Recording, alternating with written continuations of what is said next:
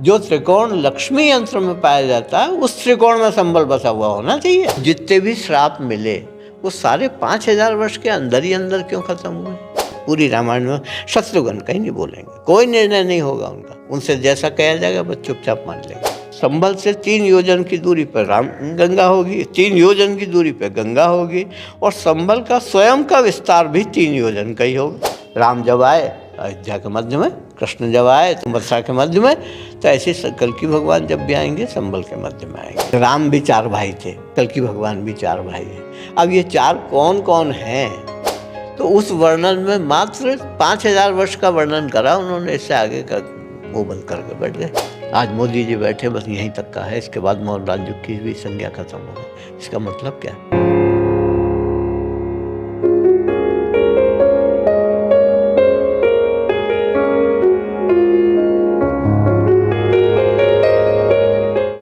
स्कंद पुराण में जो वर्णन मिलता है उसके अनुसार कहते हैं कि जिस संबल में भगवान आएंगे उसके कुछ पहचान लिखी है उन्होंने। सबसे पहली पहचान तो उन्होंने लिखी है, गंगा रथ प्रमदक्षम क्षेत्रम वयुजनत्र, जो संबल गंगा और रामगंगा के मध्य होगा। तो अब अगर वर्तमान में देखें आप तो उन्होंने लिखा है योजन की दूरी। पहले दूरी को योजन से नापा जाता था, आज किलोमीटर में नापते हैं। आप उसे योजन को किलोमीटर में बदल लीजिए तो 3 योजन की दूरी पर यहाँ से गंगा है। 3 योजन का मतलब हुआ 36 किलोमीटर, लगभग 36 किलोमीटर। तो आप अनूपशहर की तरफ जाएँ गंगा जी तो 36 किलोमीटर गंगा मिल जाएगी आपको। इसी तरह 36 किलोमीटर मड़वाद में इधर जाए, मड़वाद में तो रामगंगा मिल जाएंगी। तो वो पूरा हो गया, गंगा और रामगंगा के बीच में होगा। फिर वो संबल त्रिकोणात्मक बसा हुआ होगा। अब त्रिकोण तो अनेक प्रकार के हो सकते हैं। ट्रायंगल है ये तो किसी भी दिशा से बनाया जा सकता है। बोले नहीं, जो त्रिकोण लक्ष्मी यंत्र में पाया जाता है उस त्रिकोण में संबल बसा हुआ होना चाहिए, तब माना जाएगा भगवान कल्कि की जन्मभूमि। तो ये संबल वर्तमान में जो है, यही संबल लक्ष्मी यंत्र में जो त्रिकोण बनता है उसी त्रिकोण में ये बना हुआ है। फिर तीनों कोनों पर भगवान शिव के मंदिर भी होने चाहिए, राजा ययाति को वरदान दिया। तो ये सारी पहचानें इसी संबल में पूरी होती हैं, दूसरे संबल में नहीं। फिर संबल के लिए कहा गया है कि संबल से 3 योजन की दूरी पर राम गंगा होगी, 3 योजन की दूरी पर गंगा होगी, और संबल का स्वयं का विस्तार भी 3 योजन का ही होगा। अर्थात 36 किलोमीटर में जो स्थान है वही भगवान कल्कि की जन्मभूमि है। अब 36 किलोमीटर में भी अगर देखेंगे तो बोले मध्य, क्योंकि राम जब आए अयोध्या के मध्य में, कृष्ण जब आए तो अयोध्या के मध्य में, मथुरा के मध्य में, तो ऐसे कल्कि भगवान जब भी आएंगे संबल के मध्य में आएंगे, और मध्य में ही हरि मंदिर है। अब मैं जैसी आपसे बात चल रही है उसके अनुसार मैं संबल का नक्शा दिखाना चाहूँगा कि हरि मंदिर कहाँ है और भगवान का आने का स्थान कौन सा है। देखिए ये संबल का नक्शा है।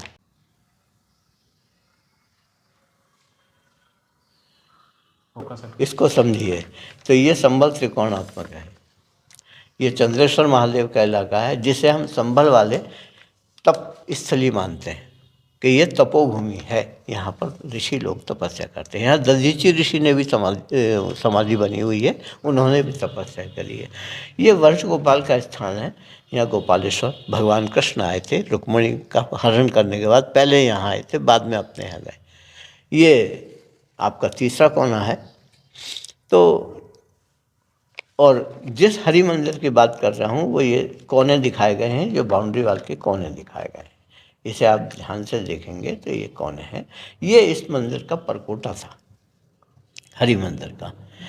इस परकोटे के अंदर दो मोहल्ले बसे। एक पूरब साइड में, इधर इसके मंदिर के पूरब साइड में बसे, तो वो पूर्वी कोट कहलाया, क्योंकि परकोटे के अंदर बसा होने के कारण कोट कहलाया ये।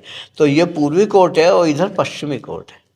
इसे उर्दू में जो है, यहाँ की संबल की भाषा जो है मुसलमान आदि को होने से उर्दू की है, तो ये कोट गरबी और कोट शर्की कहलाते हैं।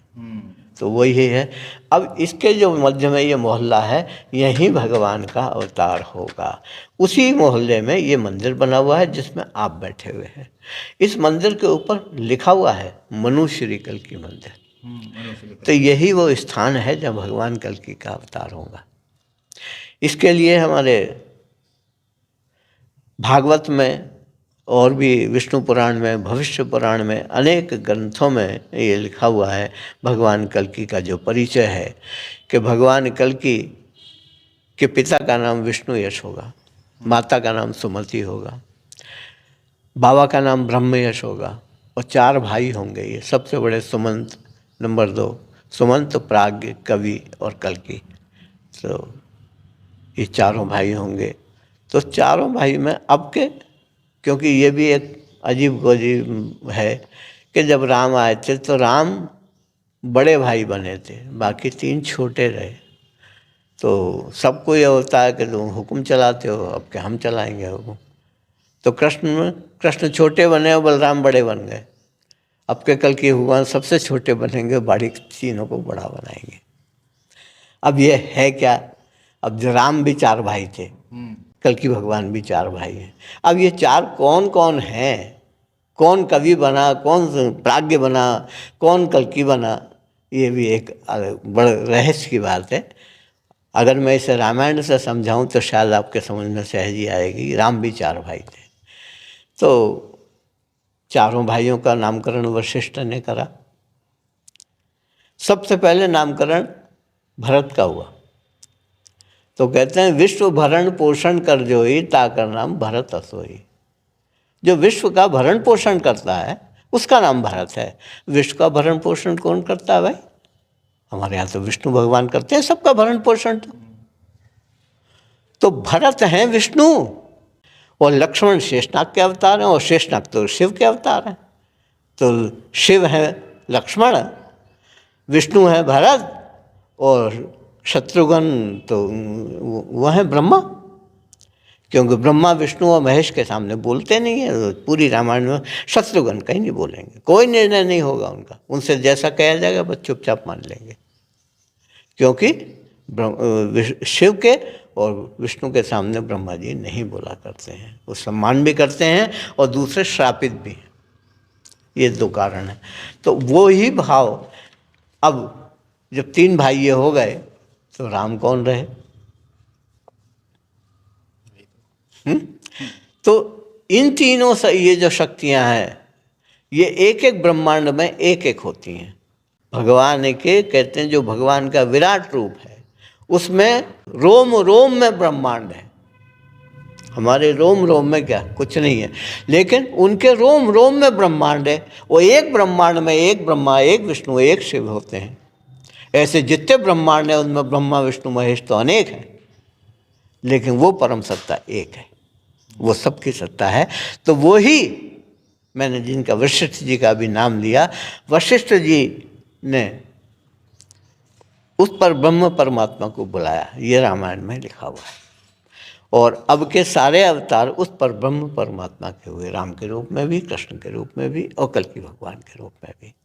और जब वो परम सत्ता, जिस सत्ता को हमने कभी देखा नहीं, अब इसका सबसे बड़ा उदाहरण लेता हूँ मैं आपको कि जब मनु शत्रुपा तपस्या करने गए उस समय वशिष्ठ उनके कुल गुरु बन चुके थे।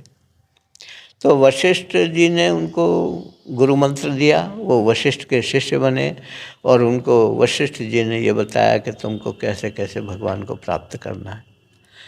तो इच्छा तो उनकी थी कि हम भगवान को प्राप्त करें, लेकिन किस रूप में करना, कैसे करना, कौन से मंत्र का जाप करना, क्या करना, ये कुछ नहीं, ये सब वशिष्ठ ने उनको बताया। वशिष्ठ ने जैसा उनको बताया वो करने लगे। वो कहते हैं तुलसीदास की रामायण में लिखा है 27,000 वर्ष तक उन्होंने तपस्या करी। 27,000 वर्षों तक तपस्या करने से, उनकी तपस्या से तमाम दुनिया जलने लगी, त्राही त्राही मच गई।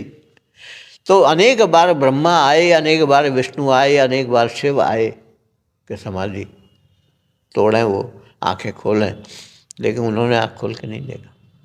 तुलसीदास की रामायण में चाहे जब पढ़ लीजिए आप कि अनेक बार ब्रह्मा आए, अनेक बार विष्णु आए, अनेक बार शिव आए, लेकिन मनु शत्रुपा ने उनको देखा नहीं। आँख खोल के, वरदान मांगने की बात छोड़ी। फिर विवश हो गए सब जने इस दुनिया को बचाने के लिए उस परम पिता परमात्मा को, जो उनका भी जनक है, उस ब्रह्म की उपासना करी।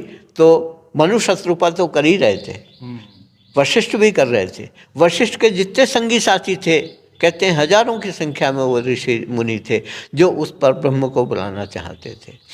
फिर ब्रह्मा भी लग गए इसी काम में, विष्णु भी लग गए इसी काम में, शिव भी लग गए, क्योंकि वो असफल हो गए थे उनकी आंखें खुलवाने में, तो ये भी लग गए।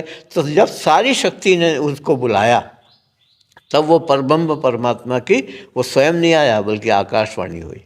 और आकाशवाणी सुनते ही उनके नेत्र एकदम खुल गए और वो एकदम ऐसे स्वस्थ हो गए जैसे अभी महलों से चले आ रहे हैं, क्योंकि उन्हीं की आराधना कर रहे थे। तो उन्होंने उनसे वरदान मांगा, मुझे आप जैसा पुत्र चाहिए। तो बोले मुझ जैसा मैं कहाँ ढूंढने जाऊंगा। बोले जब तुम त्रेता युग में दशरथ कौशल्या बनोगे तब मैं तुम्हारे यहाँ पुत्र के रूप में आऊँगा। तो वो परमपिता परमात्मा आपके राम बन गया है। तो आपके अलग लीला है। और इसी तरह आपके कृष्ण भी वही आए थे, आपके कल्कि भी वही आएंगे। क्यों आएंगे, ऐसा क्यों हो रहा है, तो उसके लिए हमारे स्कंद पुराण के कुमारिका खंड में लिखा हुआ है कि जब से सृष्टि प्रारंभ होती है और जब तक सृष्टि का अंत होता है, जहाँ से सृष्टि प्रारंभ होती है और जहाँ उसका अंत होता है, इसे हम ब्रह्मा का एक दिन मानते हैं। जिसे कल्प भी कहते हैं लोग बात। तो उसमें 1000 बार सतयुग आता है, 1000 बार त्रेता आता है, 1000 बार द्वापर आता है, 1000 बार कलयुग आता है। सतयुग, त्रेता, द्वापर, कलयुग 4 युग मिलकर एक महायुग होता है। तो ये 1000 बार रिपीट होते हैं। तो इसमें से हर 28वां कलयुग अपवाद होता है। तो ये 28वां कलयुग चल रहा है। किसी भी पंचांग को उठा के देख लीजिए, जो संकल्प बोलते हैं उसमें भी बोला जाता है कि द्वितीय प्रारंभ का 28वां कलयुग चल रहा है।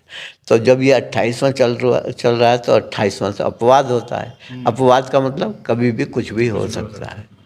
तो वो कुछ भी जो हो सकता है वो यही है कि वो परम सत्ता आपके हमारे बीच आने वाली है। तो उसके लिए कोई समय सीमा नहीं होती, वो समय से परे है। भगवान की परिभाषा जो हमारे यहाँ है वो समय के अंदर नहीं है, समय से परे है, हमारी इंद्रियों से परे है, हमारे समय से परे है। तो वो परम सत्ता जब इस धरती पर आती है तो सब कुछ विलक्षण हो जाता है। तो वही आपके होने जा रहा है। और इसके इशारा तो बहुत मिलता है, लेकिन आपको इशारे में ही समझ जाए तभी समझदारी मानी जाती है, नहीं तो छिलके छीलने से कुछ नहीं होता। तो ये इशारा मिल रहा है। अब जैसे इशारा ये भी है कि भगवान जब भी धराधाम पर आते हैं तो उसमें अनेक श्राप होते हैं, अनेक आशीर्वाद होते हैं जो उनको पूरे करने होते हैं। तो हम आशीर्वाद तो नहीं है, हम श्रापों की बात करें तो जो श्राप लगे, जैसे अश्वत्थामा को श्राप मिला, गंगा को श्राप मिला, तुलसा को श्राप मिला। तो जितने भी श्राप मिले वो सारे 5000 वर्ष के अंदर ही अंदर क्यों खत्म हुए?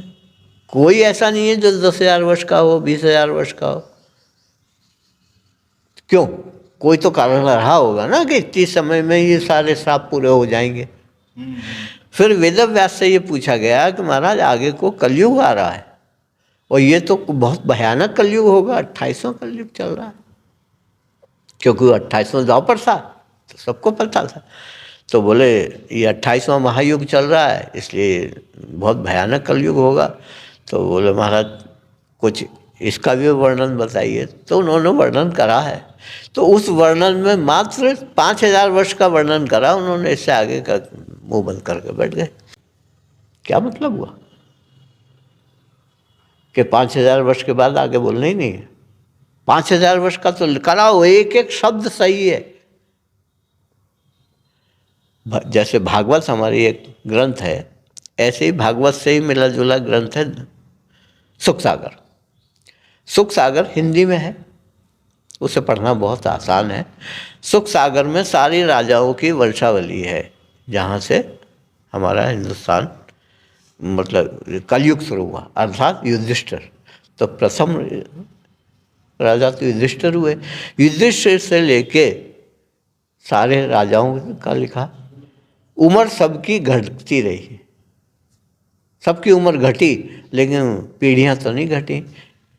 उसके बाद में अंग्रेज आए, मुसलमान आए, इन सब के बारे में लिखा। मुसलमानों को उन्होंने मुग़लों का शासन कहा है, और मुग़लों के बाद में गौरंडा अंग्रेज का शासन हुआ है। उसके बाद मौर्य राज्य आ जाएगा, तो आज मौर्य राज्य चल रहा है। मौर्य संस्कृति से राजा चुना जाता है, मौर्य संस्कृति से राजा चुना जा रहा है, तो आज मौर्य राज्य चल रहा है।